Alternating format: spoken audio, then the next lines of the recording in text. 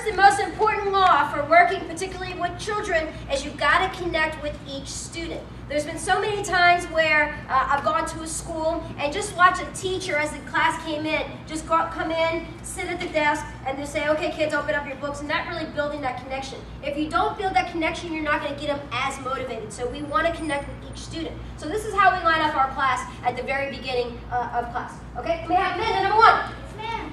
Morgan, number 2? Yes, ma'am. Abby, number 3? Yes, ma'am. Abby, number 4? Yes, ma'am. Shay, number 5? Yes, ma'am. Michael, number 1? Yes, ma'am. Dominic, number 2? Yes, ma'am. And Clayton, number 3? Split up. And say feet together, here's for your side. Okay, so what we're doing is we're connecting with them right away. So this is how we always line up class. We don't just say, okay, class, line up. We call them by name. It makes them feel like we're actually connecting with them.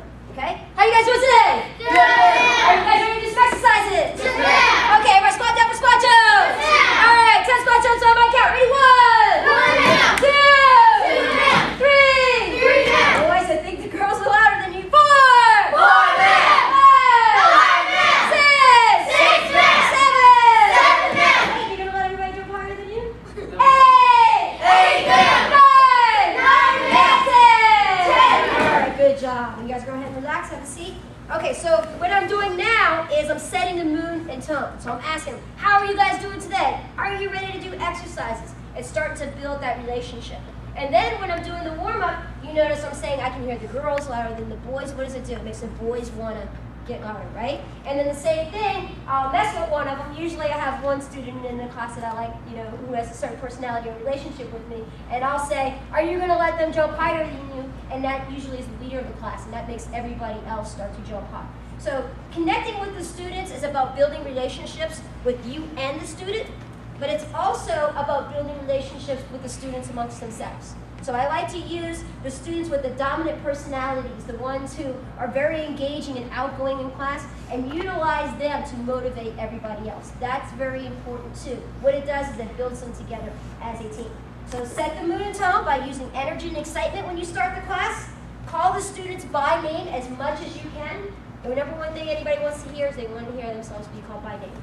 The next thing, lots of high fives, lots of pats on the back. That's very important in my class. Usually when the kids come in, I'll say, high five, too slow, just like that. And even the simplest going high five too slow builds that relationship with you and the kids. Another thing is looking them in the eyes. I love looking my students in the eyes. Sometimes I'll go to a martial arts school and watch them teach, and the instructor looks above them. Well, these guys are my height, so it's easy for me, but for most martial arts instructors, if you're just kind of looking over the class, you're not having that connection. So I like to look my students in the eyes and feel like we are connected.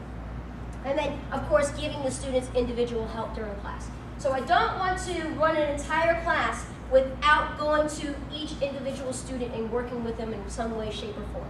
Now, when I say me, I'm also meaning the other instructors who are on the mat. We want to make sure if we have lines, we're making sure we give every single student some individual help.